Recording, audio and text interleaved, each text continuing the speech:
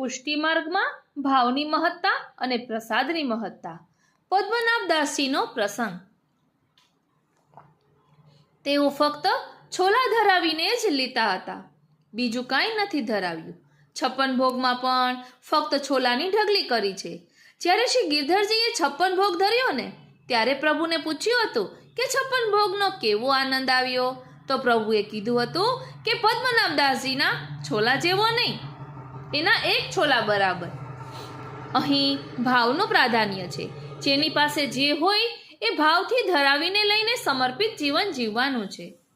સંતદાસજીનો પ્રસંગ જોઈએ તો જે ફક્ત રોટી કરી ભોગ ધરાવીને લેતા હતા, વૈષ્ણવોનું સમાધાન કરવા ચણા ભોગ ધરીને આપતા હતા. ત્યાં એક શેઠને ઈર્ષા થઈ કે સંતદાસને ત્યાં બધા વૈષ્ણવો ભગવદ્ વાર્તા કરવા જાય છે અને ફક્ત ચણા આપે છે, તો આપણે મિષ્ટાન બનાવીને વૈષ્ણવોને બોલાવો ભગવદ્ વાર્તા કરવા.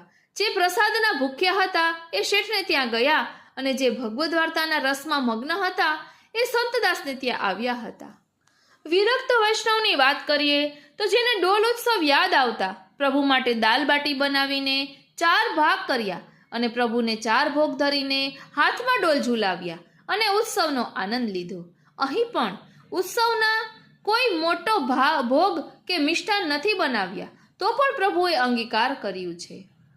જગન્નાથ જોશીનો પ્રસંગ જોઈએ તો તેઓ પ્રવાસમાં હતા અને એમને ખબર પડી કે આજ અન્નકૂટનો ઉત્સવ છે, તો જે ગામમાં રોકાયા હતા ત્યાં ગયા અને કાંઈ ન મળ્યું તો ફક્ત જુવાર લઈને આવ્યા અને તેમના ઢોકળા બનાવી ને પ્રભુને ભોગ ધરી અન્નકૂટની ભાવના કરી અને પ્રભુ તે આરોગ્ય પણ છે. મા દીકરીની વાત કરીએ તો શ્રી ગુસાઈજીના સેવક મા દીકરી કે જેની પાસે કાંઈ ન હતું તો પણ પ્રભુની સેવા કરવા કહ્યું અને શ્રી ગુસાઈજીએ કીધું કે આપ જે કંઈ લો પ્રભુને ધરાવીને લેજો.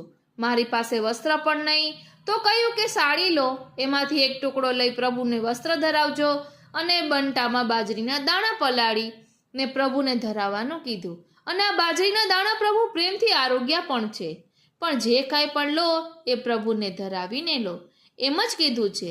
આમ પુષ્ટિ માર્ગમાં ભાવની મહત્તા છે, ભગવત પ્રસાદની મહત્તા છે, પ્રભુ આરોગેલા ભોગની મહત્તા છે. બોલો શ્રી વલ્લભાધીશ કી જય.